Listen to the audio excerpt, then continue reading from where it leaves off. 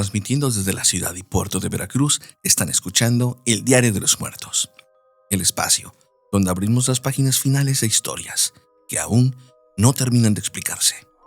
Relatos donde la fama, el misterio y la tragedia se encuentran en un mismo punto. Hoy abrimos el expediente para adentrarnos en el mundo de la lucha libre, donde los héroes y villanos se enfrentan bajo luces cegadoras y el rugido de la multitud. Existen historias que van más allá del espectáculo, pero hay historias que terminan manchadas por la tragedia, la locura y la muerte. Y para este episodio, tengo el placer y el honor de estar con mi compañera Lizzy Pérez. Lizzy, ¿cómo estás? Hola Irving, buenas noches a todos, a todo el público del Diario de los Muertos. Estoy otra vez de invitada y muy contenta por platicar de este interesante episodio. Así es interesante porque aparte de que ya vienen los eventos de WWE, que es uno de los eventos más importantes del año, ciertamente los luchadores tienen su vida privada. Claro. Públicamente podemos ver fotografías, videos del día a día de los luchadores, pero no sabemos con exactitud lo que pasa tras bambalinas. Así que esta noche vamos a hablar de dos nombres que dejaron una marca imborrable. Y no solo en el ring, sino también en las sombras de su propio destino. Hoy vamos a hablar de Abismo Negro y Chris Benoit. Dos luchadores admirados por millones. Dos figuras que dominaron el cuadrilátero con fuerza, carisma y una intensidad casi sobrenatural. Pero detrás de las luces, los gritos del público y las máscaras, se escondían historias cada vez más oscuras. Abismo Negro es un personaje que parece surgir del mismo infierno de la lucha libre mexicana, envuelto en el misterio, la polémica y momentos que marcaron su carrera con controversia y con tragedia. Su vida, como su nombre, estuvo rodeado de caos, y su final dejó preguntas que aún resuenan entre los fanáticos. Liz, tú recordarás acerca del Abismo Negro, o no sé si te tocó. Es un personaje que estuvo muy activo en la televisión. No sé si a ti de chica te tocó verlo en programas de televisión y obviamente en transmisiones de AAA. Creo que en sus últimos años fue donde estuvo más activo en la TV abierta. Recuerdo mucho un programa, no me acuerdo el nombre exacto. Vida TV, creo. Creo que sí era como un tipo Muévete, donde salía... Era entre semana, mediodía. Era todos los días. Sí, era entre semana. Pero él ahí participaba como tal en su papel de Abismo, pero había como sketch, había competencias de juegos y él estaba ahí como que bien presente. Así que sí lo tengo como que en el radar, pero fue como en sus últimos años de vida. Mira, Abismo Negro tuvo una gran participación en la televisión con conductores como Galila Montijo, Juliana Peniche. Juliana Peniche. Juliana Peniche. Tuvo mucha participación con ellos, con otros conductores, más que nada con Vida TV y en el programa de Hoy. No sé si llegó a salir en Hoy, no, pero sí era muy no participativo. De hecho, tuvo un feudo muy importante con los hermanos Brennan. Eran unos gemelos que... de telenovelas, muy famosos. Exacto, y de hecho eran conductores de un programa que se llamaba Duro y Directo. Era como un programa de policíaco, como de noticias. Entonces, ellos sí, la verdad cometieron el error de decir que la lucha libre era falsa. Entonces, tuvieron su momento en AAA, los metieron como parte del elenco y después como que el feudo con Abismo Negro se hizo tan fuerte que hubo una pelea. Sí, la vi. Hay videos donde se supone que Abismo Negro entra, los ataca. Creo que primero lo estaban golpeando. Yo fui team Abismo Negro, se lo buscaron. Exacto. Porque hicieron creer en su tonta imaginación de que iban a poder, es pura ¿no? coreografía. Sí es coreografía, pero realmente sí se pegan. Exactamente, sí. Bueno, la parte de lo extremo, pues sí es real. Claro. Entonces, al final, hay un impacto donde él hace el famoso martinete, que aquí en México está prohibido, y hace el martinete y lastima a uno de los hermanos Brennan. Sí. La gente estaba paranoica. Las fans estaban casi ahí desmayándose del susto. Parecían sus hermanas. No. Y la AAA y la televisión lograron el objetivo de cautivar a la población, sí, de cautivar a la gente, al espectador, para que estuviesen hablando de ello. Y ahí fue donde también la imagen y el... El personaje. El respeto hacia Abismo Negro era más que nada negativo. Sí. Así es.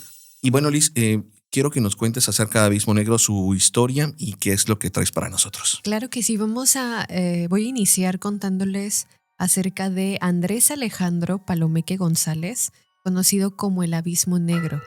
Él nació el 1 de julio de 1971 en Villahermosa, Tabasco. Desde joven encontró en la lucha libre un camino. Debutó a los 16 años como Alex Dínamo. Más adelante sería conocido como Furor en el Consejo Mundial de Lucha Libre. Pero su primera gran etapa llegó en AAA, bajo el nombre de Winners. Junto a Super Caló formó una pareja acrobática, carismática, llena de energía. Eran espectáculo puro. Hasta que llegó Triple Manía 3, una lucha que terminó con su propio compañero desenmascarándolo. Un momento doloroso, una ruptura. Y después el silencio. Hasta que en 1997 regresó transformado. Ahí fue donde nació Abismo Negro. Un rudo intimidante, con una entrada acompañada de fuego, con una actitud desafiante.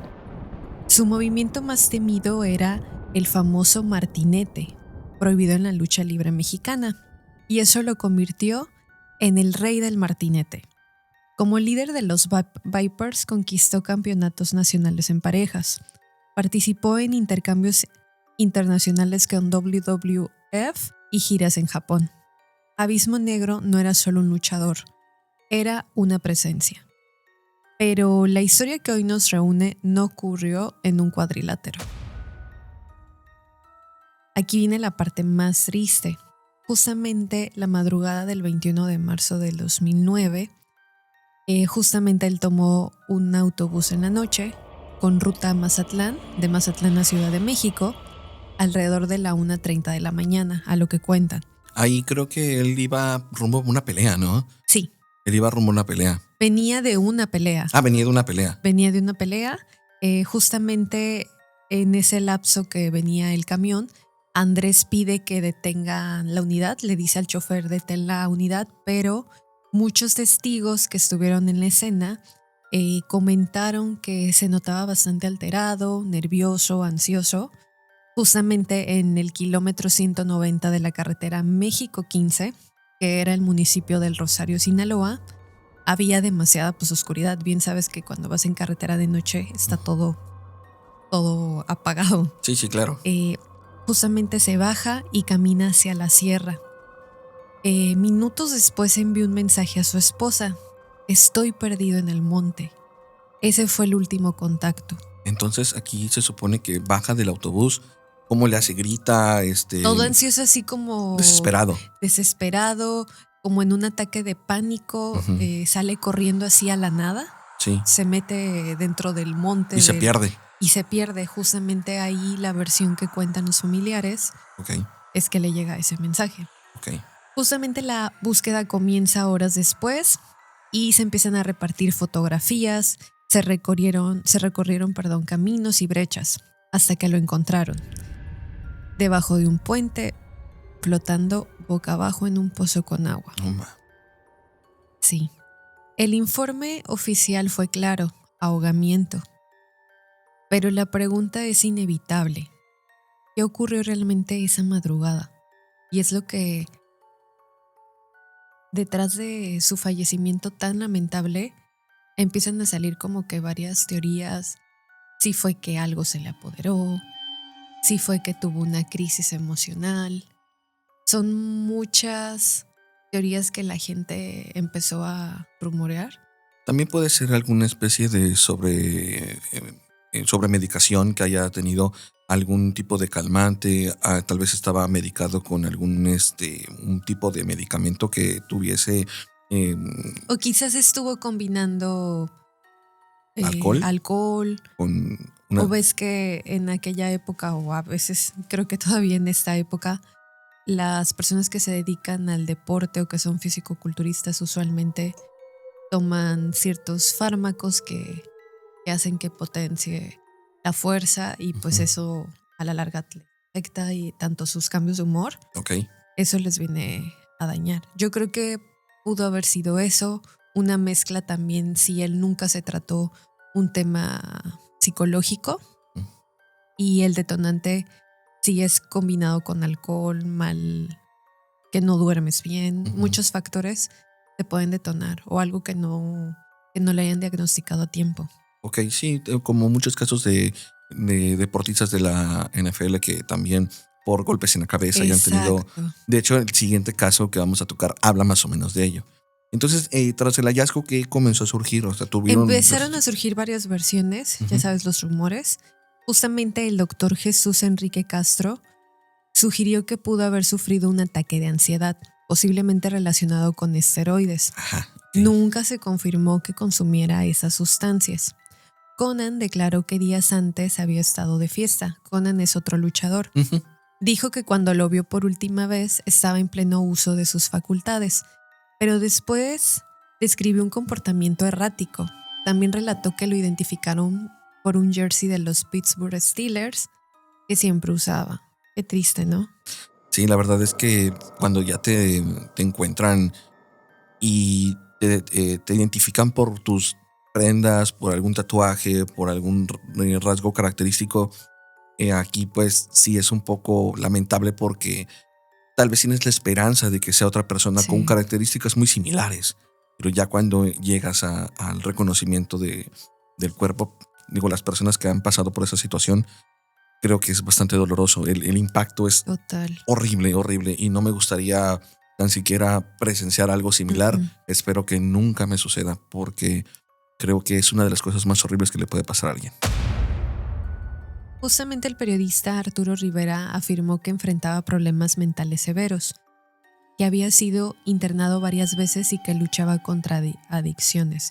Evidentemente, como mencionabas tú en un inicio, tú en la tele, en el ring, ves un personaje, pero ya después ese personaje es una persona común y corriente que evidentemente va a querer proteger su privacidad, que tiene una familia, que tiene problemas, pero eso no se dimensiona y uno empieza a idealizar a esa clase de personajes. No todo es perfección. Y mira, las personas que trabajaban con los actores, los conductores, afirmaban de que Abismo Negro era un tipazo. Era alguien bastante buena onda. Tenía experiencia en conducción porque a pesar de que también no es una carrera como tal la lucha libre, adquieres experiencia con dominio del escenario. Actúa. Tomar un micrófono y hablar enfrente No es del nada público fácil. no es nada fácil. Incluso para nosotros no es nada fácil. Ujú. Sin embargo, con tal de entretener en la expectativa de miles o cientos de personas todos los días, adquieres una experiencia increíble. Aparte bailaba. Y bailaba. Sí, muy camaleónico este señor, mis respetos, la verdad. Como Latin Lover, o sea, un Sí. todoterreno. Y la verdad es que Abismo Negro tenía algo que los otros luchadores no tenían, tenía carisma. Sí. Existían luchadores carismáticos, pero él particularmente, un rudo carismático, Era genuino. era genuino. Por ejemplo, podemos nombrar un cibernético, que también es un personaje muy, muy bueno. En sus años era alguien que imponía por su complexión, pero ¿te acuerdas de cibernético por eso? Sí. Abismo Negro era toda una esencia. Sin embargo, en su mente pasaban cosas No le horribles. estaba pasando bien. Y fíjate que hablan mucho acerca en podcast de otros que pueden encontrar ahí en YouTube, incluso teorías conspiranoicas donde Abismo Negro tenía pacto con el diablo. Cierto, Irving, te iba a preguntar, ¿tú qué sabes de esa escena que la gente cuenta donde se encontraba solo en una habitación y el ventilador? Bueno, yo entendí, yo vi un podcast donde relatan que lo fueron a buscar. Entonces, al tocarle a la puerta, su esposa abrió la puerta, preguntó quién eran unos compañeros luchadores, se acercan a donde estaba Abismo Negro y lo encontraron en una esquina sentado. Él estaba a oscuras, tenía según un pentagrama pintado en el piso, estaban el ventilador girando, pero estaba todo en oscuras, o sea, el ventilador no estaba ni prendido. y obviamente pues se sentía un frío en el cuarto. Ok. Algo medio turbio, pero yo no lo ¿Quién creo sabe? real. Digo, al Ajá. final es tal vez es para crear más experiencia, Misticismo en su historia, sobrenatural, ¿no? en su caso, ¿no? Ya no podemos preguntarle al Abismo porque ya falleció, obviamente no se puede defender ante ese caso, pero sí que marcó un antes y un después su muerte, porque también cuando él falleció, se dieron a la tarea de darlo por las noticias y en medios de Televisa, y se afirmaba que había muerto de un infarto. Sí, en tele abierta dijeron que había fallecido por un infarto. Sí, para Qué evitar susceptibilidades. bueno, ¿no? Porque sí fue una muerte muy delicada, muy triste, y qué bueno que hasta cierto punto sí respetaron. Sí, la verdad es que ahí sí tuvieron un poco de decencia y de respetar la imagen del luchador para también no caer en el morbo y decir, sabes qué es que Abismo Negro consumía drogas, consumía esto y el otro, y pues no manchar la imagen del deportista, Sí. del entretenedor, del luchador, de la imagen de AAA. Ok. Justamente ya para ir cerrando la historia de este famoso luchador, la versión oficial cerró el caso con base a su muerte. Sin embargo, ocurrió algo más. Mientras él estaba desaparecido o quizá ya sin vida, alguien utilizó su personaje en un evento de lucha libre esa misma noche. La noticia causó indignación nacional. La máscara apareció sin el hombre dentro. Mira, es que ahí también no podías evitar el hecho de que tienes un evento, tu luchador no aparece, ¿qué haces? Lo suples. Digo, aquí cometieron el Pero error. no mentir, ¿no? Es que también era parte de que no sabía si estaba vivo o muerto. Híjole. Es complicado, la decisión fue complicada. En el caso también de Chris Benoit es algo muy similar, solamente que a él no lo puede suplir. Sí, porque acá no usaba máscara. Exactamente, aquí podía suplir al luchador Ujú. y tal vez hacer creerle a la gente de que esto estaba bien. Tal vez pensaron, no, pues Abismo Negro estaba en su casa, sabíamos de las adicciones, no lo vamos a ventilar. Entonces lo tomaron muy a la ligera. Sí. No supieron o no tuvieron la visión de qué era lo que iba a pasar. Entonces es comprensible, no es justificable, claro que no. Pero eran también Lo años. hecho está. Eran años complicados también para AAA. Yo lo entiendo perfectamente. Ok. Días después, compañeros y amigos se reunieron para despedirlo. En mayo de 2009 se realizó un torneo en su honor. En 2013 fue inducido al Salón de la Fama de la AAA. El personaje quedó inmortalizado. En el ring fue un villano temido, un líder, un espectáculo envuelto en fuego. Pero fuera del cuadrilátero, la batalla era distinta. La madrugada del 21 de marzo dejó más preguntas que respuestas. ¿Fue un ataque de pánico? ¿Una crisis emocional? ¿Una combinación de factores que se salieron de control? Tal vez nunca lo sabremos, pero su historia permanece, porque en la lucha libre los rudos más intensos nunca desaparecen del todo. Y bueno, ahora vamos a hablar acerca del siguiente luchador, que sin duda es uno de los luchadores con más imagen, con más experiencia, a mi parecer, antes de su fallecimiento. A mí me tocó ver a Chris Benoit en ECW, me tocó verlo desde muy chico, porque yo podía ver la televisión por cable. Entonces, uno de mis primos tenía DirecTV, entonces podíamos ver episodios de la ECW. Entonces tuve, la verdad, la ventaja, digo, no todos los días lo veía, pero sí me gustaba verlo. Y ya después, cuando falleció, posteriormente pude ver batallas en YouTube de él. En internet. En internet. Y la verdad es que era uno de mis luchadores preferidos. La verdad que sí, él y Eddie Guerrero eran para mí unos de los top en esos años. The Undertaker, era Chris Benoit, era CM Punk no tanto. La verdad es que en ese entonces CM Punk era como que alguien más así. Pero, por ejemplo, Kurt Angle también me gustaba un montón. The Rock no me gustaba nada. Ni Steve Austin, Stone Cold Steve Austin sí me gustaba un montón. Era una generación muy buena de luchadores, muy buena. Pero sí hubo mucha tragedia. Y aquí Sí. vamos a explicar el porqué de todo esto. Chris Benoit fue un luchador profesional canadiense que compitió en empresas como Stampede Wrestling, New Japan Pro Wrestling, Extreme Championship Wrestling, World Championship Wrestling y World Wrestling Entertainment, utilizando su nombre real y los seudónimos Pegasus Kid y Wild Pegasus. Benoit mantuvo una estrecha amistad con Eddie Guerrero, a quien conoció en Japón tras un combate en el que dejó inconsciente accidentalmente. Su relación perduró hasta el fallecimiento de Guerrero el 13 de noviembre del 2005. La muerte de Eddie Guerrero afectó profundamente a Chris Benoit. Según personas cercanas, su comportamiento cambió de manera drástica tras la pérdida de su amigo. Benoit comenzó a escribir repetidas entradas en su diario, dedicadas a Guerrero, algo que, de acuerdo con sus allegados, fue una señal de la tragedia que ocurriría posteriormente. Chris Benoit se casó 2 veces. Su primer matrimonio fue con Martina Benoit, con quien tuvo 2 hijos, David y Megan. La relación terminó en el 97. Y posteriormente, inició una relación con Nancy Benoit, quien se había separado de su esposo Kevin Sullivan, guionista de World Championship Wrestling y frecuente rival de Benoit, lo que comenzó como una historia dentro del kayfabe y terminó convirtiéndose en una relación real. El 25 de febrero del año 2000 nació su hijo Daniel, y el 23 de noviembre de ese mismo año la pareja contrajo matrimonio. Fue el tercer matrimonio de Nancy y el segundo de Benoit.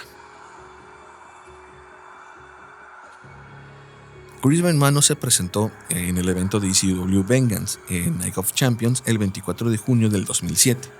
Dicho combate estaba programado para luchar contra CM Punk por el vacante del campeonato de la ECW, pero fue sustituido por Johnny Nitro tras reportarse una supuesta emergencia familiar. Poco después, varios compañeros de trabajo recibieron mensajes de textos. Estos textos fueron muy confusos, ya que fueron enviados desde el teléfono de Benoit y de su esposa Nancy durante la madrugada del domingo. Ante la fama de noticias y los mensajes sospechosos, la WWE contactó a la policía del condado de Fayette, en Georgia, para realizar un chequeo de bienestar en la residencia de Benoit en Fayetteville el lunes 25 de junio.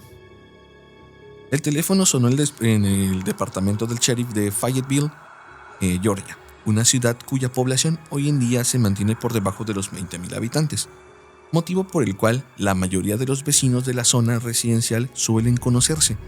Por eso, cuando aquel lunes 25 de junio del 2007, desde el otro lado del aparato, una voz solicitó de algún oficial se dirigiera a la 130 de la calle Green Meadow. No hizo falta que se indicara de quién era el hogar. Obviamente se sabía que era de Chris Benoit. Sí.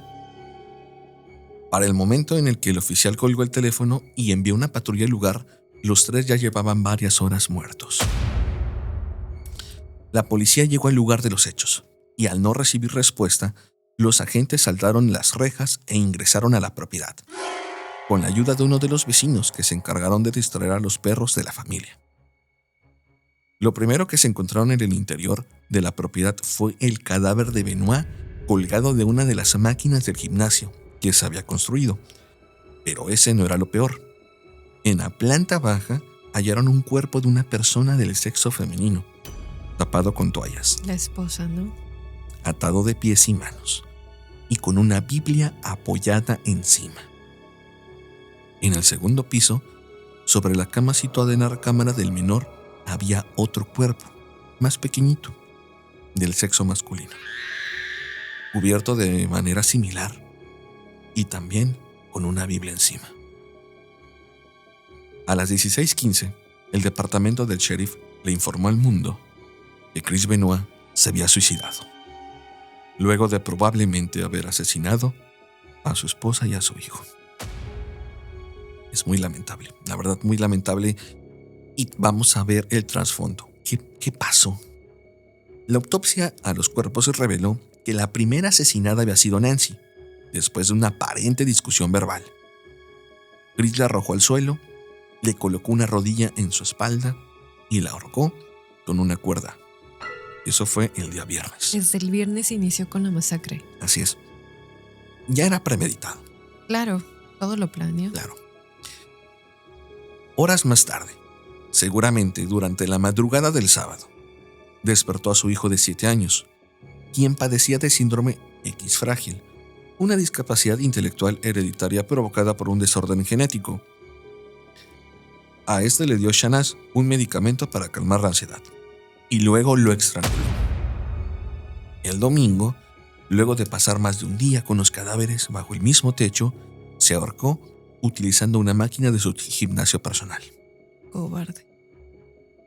El siguiente paso en la investigación fue convocar a quien había dado alerta a la policía, ya que algo había pasado en casa de Chris. Se trataba de personas vinculadas a la WWE, quienes se habían preocupado porque ese fin de semana el luchador había cancelado su participación en el evento en Texas. Es que luego de cometer los crímenes, el deportista se comunicó con su colega y amigo Chavo Guerrero para avisarle que no se presentaría en el combate pactado. Fue él quien notó algo extraño en su voz y el domingo, al no recibir respuesta de su amigo, propuso que algo malo había sucedido. Además, Benoit llegó a enviarles mensaje de texto a algunos de sus vecinos y compañeros de trabajo, a quienes les informó: los perros están en el área de la piscina cerrada. La puerta lateral del garage está abierta. Es evidente que para entonces, pues ya tenía decidido qué era lo que iba a comentar. Pero sin duda, una de las grandes sorpresas es que se llevaron los investigadores, ya que luego de matar a su hijo Daniel, el deportista canadiense intentó revivirlo al buscar en su computadora la historia del profeta Elijah, quien era capaz de resucitar a un niño de entre los muertos y cuyo primer paso para lograrlo era colocarlo sobre su cama, tal cual como se encontraron. Aquí es algo bien curioso porque no recuerdo exactamente si Elijah es uno de los personajes que utiliza el acto de la resucitación en el Antiguo Testamento o es en el Nuevo. La verdad no lo recuerdo muy bien. Digo, ahí a la gente que nos pase ese dato, me parece que es en el Antiguo Testamento porque se manejan dos. Hay otro personaje en el Nuevo Testamento cuando Jesús hace un acto de resurrección a una persona que ya había fallecido. Creo que Lázaro, me parece. No lo sé, ahí sí desconozco. Hay otra persona en el Nuevo Testamento que resucita a alguien y luego Elijah, creo que es en el Antiguo Testamento. Ahí es un punto donde debo de verlo. Ahí a la banda que nos ve nos puede dar su opinión al respecto. En la reconstrucción sobre cómo había sido aquel fin de semana en la vida de Chris Benoit, se conoció que antes del horror le había hecho una visita a su médico personal, el Dr. Phil Austin, quien en los días siguientes, al conocerse la noticia, declaró ante The Associated Press que su paciente no había mostrado señales de angustia, rabia ni nada. Mientras la fiscalía seguía recopilando información, llegó a ellos uno de los datos más inquietantes de todos. Lo de Wikipedia. Exacto, 14 horas antes de que Benoit se quitara la vida, alguien en Wikipedia había alterado el perfil al revelar que él no había participado en WWE porque tenía problemas personales relacionados a la muerte de su esposa. Ese texto se supone que había durado 20 minutos en el popular sitio web antes de ser eliminado por un editor. No creo, yo creo que es un rumor porque no hay algún screenshot, ¿o sí hay? No existe. La verdad es que esa noticia no tenía... era tipo fake news. Pero ¿cómo era posible que el sábado alguien supiese que Nancy había muerto? No creo que sea posible eso. Bueno, los avances tecnológicos identificaron rápidamente el IP de la computadora desde donde se había realizado la modificación y se detectó que la red ni siquiera pertenecía al estado de Georgia. El aparato se ubicaba en la casa de un hombre llamado Abraham Greenberg, cuyo hijo de 19 años, Matt, había sido el responsable de dar la primicia. Al ser interrogado, el joven explicó que había leído sobre la muerte de la esposa de Benoit en un chat público de un foro de la WWE, algo que según el periodista Herb Mencken, autor del libro Chris and Nancy, fue confirmado por los investigadores. ¿No sería que contrató su VPN y por eso lo mandó a otro lado? No lo sé, la verdad, también lo veo un poco... No lo veo viable. Fue como que un dato de relleno que se inventaron. Yo siento eso. Yo siento que es algo, es una noticia mediática para poder desviar. Sí, para distraer. Es un distractor. Sin embargo, como dato queda bien perturbador el hecho de cómo es que sabían, ¿no? O si Chris Benoit le confesó a alguien que iba a matar a su esposa y ese alguien habló en el foro. O sea, no. No creo, no. Entre tantos mensajes que se enviaron, pudieron haber rastreado los mensajes que Chris envió. En total de mensajes que envió. Sí. O con quien llamó o algo así. Exactamente. O sea, las llamadas y los mensajes al final se rastrean. Pero se me hace muy poco probable esa información. Sí, la verdad sí. Pero queda muy... Como algo... Como dato tétrico, queda muy, muy chido. Sin embargo, nunca se pudo concluir cómo alguien podía estar al tanto del fallecimiento de Nancy, si hasta ese momento solo Benoit sabía lo que había hecho. Cabe recordar que el asesino se había comunicado por teléfono solamente con Chavo Guerrero, quien siempre declaró haber notado una voz extraña de su amigo, pero desmintió que éste le confesara el crimen. Mientras tanto, desde la prensa crecían los rumores de que todo había sido a causa del ataque de nervios provocado por el exceso de testosterona en el cuerpo, ya que el peleador, producto de los esteroides que consumía, se alteraba. O sea, ¿era de cajón que tomaba esteroides? Obviamente, y también... ¿Y cómo se lo permitía la WWE? Es que... ¿No les hacían antidoping o qué? Es que ahí vamos. También estaba medicado por el Dr. Austin, quien es el personaje que aquí es el único que le echan la culpa. Ahorita vamos para allá. Al tiempo que esa versión se hacía fuerte en el debate público, desde la fiscalía descartaban esa opción, ya que habían deducido que ambos asesinatos habían sido premeditados. No había signos de golpes, violencia física o incluso daños materiales que revelaran la existencia de una pelea previa. O sea que no discutieron previo a que el asesinó, ¿a eso se refieren? Exactamente. Y así fue como la noticia llegó a los oídos del médico Julian Bales, un reconocido neurólogo estadounidense que años atrás había sido clave en la investigación del doctor nigeriano Bennett Omalu, quien había descubierto que muchas de las enfermedades cerebrales que padecían los jugadores de fútbol estaban vinculadas a los golpes en la cabeza de estos deportistas, ya que recibían durante su etapa como profesionales. ¿Fútbol americano? El fútbol americano, así es. Bueno, es que para el fútbol en Estados Unidos es solamente fútbol. Es americano, ¿no? Es americano, sí. Es un detalle que hay que colocar. Bales hizo entonces el pedido a la familia de Benoit para poder investigar el cerebro del difunto, y los resultados expusieron el horror de la WWE.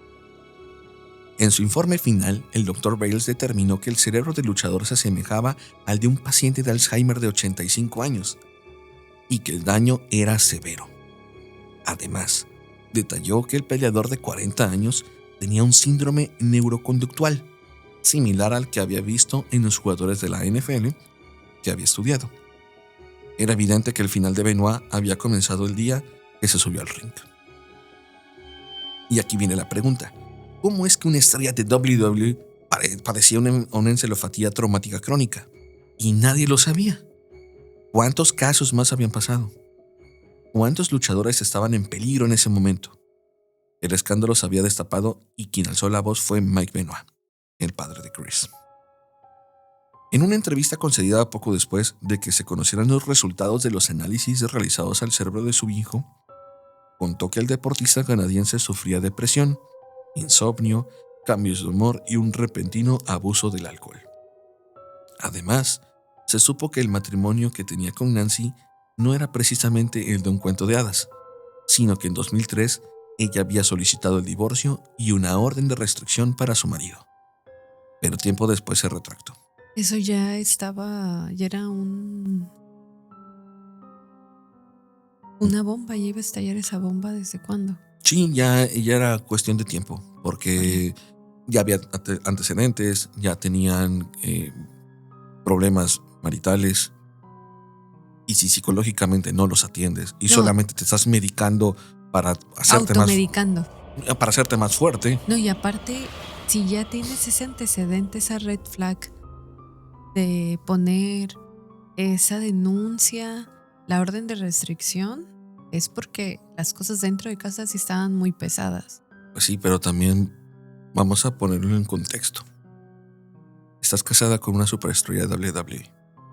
El impacto económico, que tal vez para la familia americana común no es tan grave como en la mexicana, que ganar esos millones de dólares en esos contratos multimillonarios, pues desapegarte de eso sí impacta. Entonces la presión mediática, todo tiene un contexto. Sí. Al final, los únicos que saben lo que sucedió Fueron ellos. Fue Chris y ya Nancy. no hay ningún. Así Bueno. es. Además, la depresión de Benoit se había agudizado en el último tiempo tras la muerte de Eddie, uno de sus mejores amigos dentro de la compañía de lucha libre, y la de Sherry Martel, una vieja amiga que falleció 2 semanas antes de los crímenes. En las entrevistas que concedió, Mike dejó en claro que esto no buscaba exonerar a su hijo, sino que quería dejar en claro que todas las personas que estaban cerca suyo sabían de los problemas mentales que padecía y que ahora tenía certeza a quién debía culpar por ello. Era evidente que los golpes en la cabeza sufridos durante años en las peleas guionadas había causado un efecto irreversible. Cables, escaleras, sillas, todo lo que vemos en las Extreme Rules y las que No. actualmente vemos, Qué barbaridad. todos estos accesorios que estaban usando cuando los golpeaban en la cabeza. Pues es una silla real, claramente. Pues es una silla de acero. Sí. Entonces no puedes evitar el golpe. La compañía de lucha libre buscó limpiar su imagen de inmediato, con un breve comunicado enviado a la ABC News. Es natural que un padre trate de encontrar una razón por la cual su hijo asesinara trágicamente a su esposa e hijo, y luego se suicidaría. Basado en el estudio de Sport Legacy Institute, que afirmaba que Chris Benoit tenía el cerebro de un hombre de 85 años con demencia, este afirma que el traumatismo cráneoencefálico fue la causa de su comportamiento aberrante y criminal de su hijo. Sin embargo, el sentido común dictaría que esto es imposible. Alguien con el cerebro de un hombre de 85 años con demencia es incapaz de mantener un horario de trabajo itinerante, conducir él mismo a las arenas y realizar maniobras intrincadas en el ring, y mucho menos cometer un asesinato y un suicidio metódico durante un periodo de 48 horas. Pese a ese descorazonado escrito, la muerte y el doble crimen cometidos por Benoit tuvieron sus consecuencias y el profundo debate que desató el caso, ya que obligó a WWE y a todas las compañías de lucha a cambiar sus protocolos de combate para proteger a sus estrellas. Sobre todo, después de que se conocieran otros casos de figuras que murieron jóvenes, como Andrew Tate Martin, quien falleció a los 33 años por una sobredosis y cuyo cerebro presentaba los mismos daños que Chris Benoit. A su vez, la única persona relacionada con el caso que terminó tras las rejas fue el doctor personal de Benoit, Bill Austin, quien nos comentamos hace un momento, quien además oficiaba como médico de varias estrellas de este show. Él mismo se declaró culpable en 2009 en una corte del estado de Georgia por distribución ilegal de medicamentos recetados a 19 pacientes y fue condenado a 10 años de prisión. Él fue el que se llevó la peor parte, ¿no? Así es, porque así como él, y me imagino que hubo varios doctores Sí, y recetaron medicamentos que para esos años no estaban, no eran de venta libre. no eran de venta libre. Entonces, yo siento que él se dio a la policía porque sabía que le iba a ir peor. Sí. Lo más seguro es que hicieron algún pacto, las Ujú. bambalinas. Sí, probablemente hayan hecho un acuerdo, Sí. declárate culpable, te damos esto y así, y también para bajarle al tema mediático porque estaba muy sonado en WWE. Y aparte, es una empresa enorme, no le vas a ganar. No. No le vas a ganar. Y bueno, también existe una teoría falsa de los policías arrestados por una supuesta inocencia de Benoit, que ahí también No, lo pueden ver ahí fake en news. súper en foros. Hay una serie de cosas bien horrendas que te vas a encontrar. Algunas tienen coherencia, pero hay unas que de plano no, que no vale la pena Ni mencionar. mencionarlas. Entonces yo creo que el caso como tal, a mi consideración, es así.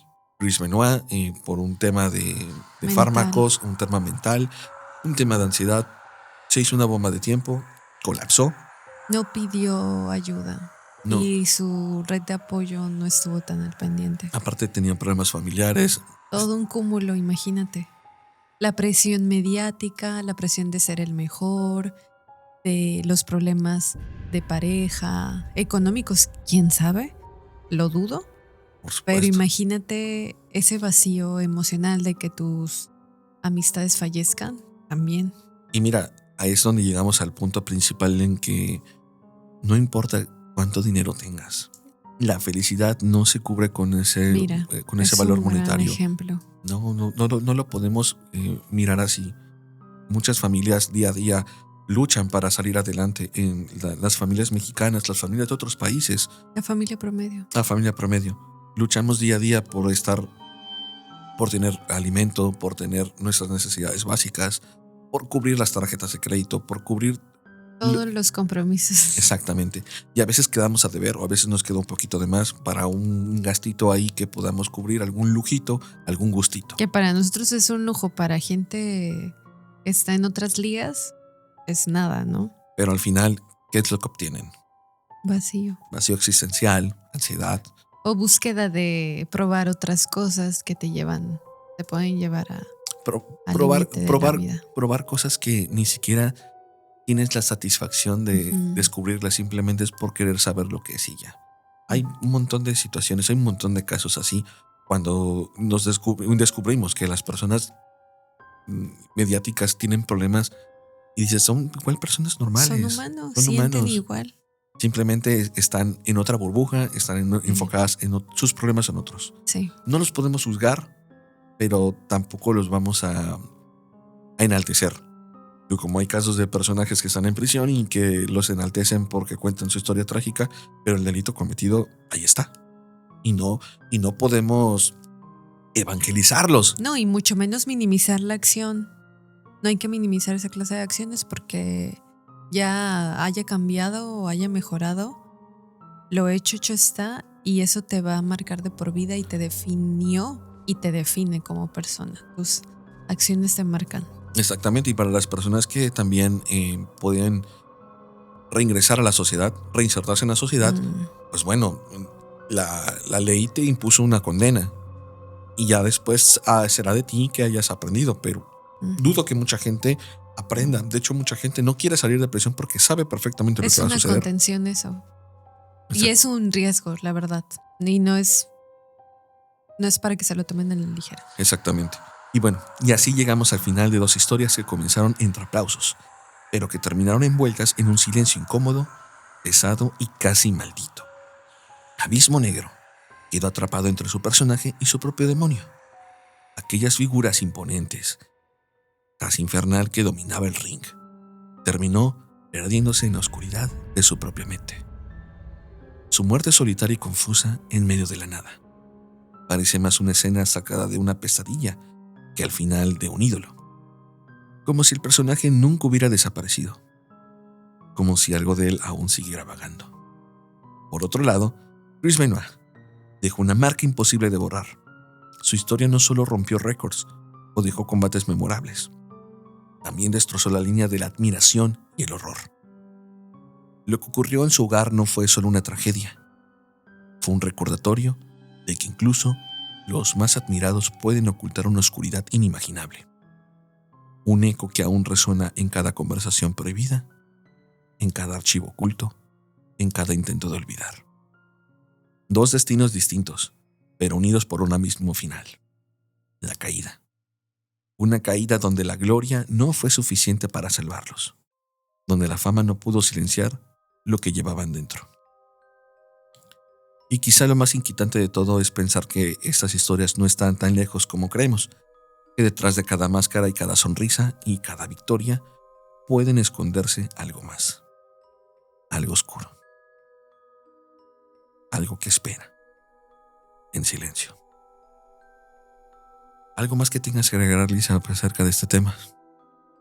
De la salud mental, que no se tomen a la ligera temas de tristeza, emocionales, que si ya no es suficiente con hacer ejercicio o con platicárselo a alguna amigo o amiga, que vayan a terapia.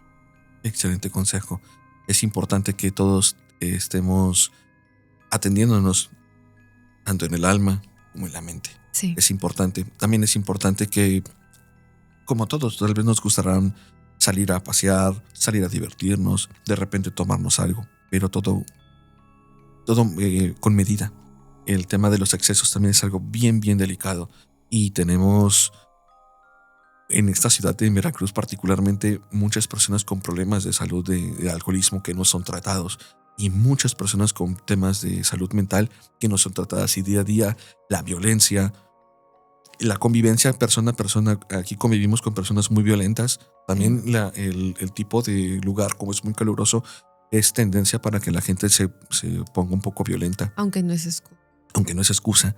porque también hay que trabajar en nuestra mente, en nuestra inteligencia emocional y sobre todo pues cuando tengamos un problema debemos atendernos y no dejarlo pasar porque después vienen las consecuencias. Día a día escuchamos noticias, vemos acerca de gente Cosas muy trágicas, ¿no? exactamente, gente que termina falleciendo, que se pelean incluso con su propia familia directo, padres e hijos, mamá. Que atentan entre ellos mismos, hijo contra mamá. Y que llegan a desvivirlos para que después salgan en las noticias y luego hasta conocidos hemos tenido, vaya, es una cosa súper lamentable.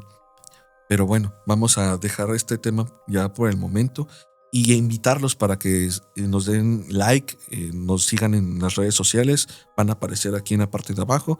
Estamos en YouTube como El Diario de los Muertos, en Facebook y en Instagram como Muertos Podcast. Y en TikTok. Estamos también en TikTok como El Diario de los Muertos. La verdad, el episodio pasado estuvo muy bueno y este también quedó chulísimo. El siguiente episodio vamos a hablar acerca de un asesino, uno de los asesinos más prominentes de México, que sin embargo tuvo un final algo random, porque algo injusto. Injusto, claramente, pero también tuvo algo súper random porque hasta salió entre aplausos. Y esto lo van a ver en el siguiente episodio. Okay. Y pues bueno, para dejarlo aquí, yo soy Irving Durán. Y yo soy Lizzy Pérez. Y nos escuchamos en la próxima historia. Bienvenidos al Diario de los Muertos. Yo soy Bruce Reaper y seré su guía ante lo desconocido. Escúchanos todos los viernes a las 9 de la noche, así que apaga las luces y no mires atrás.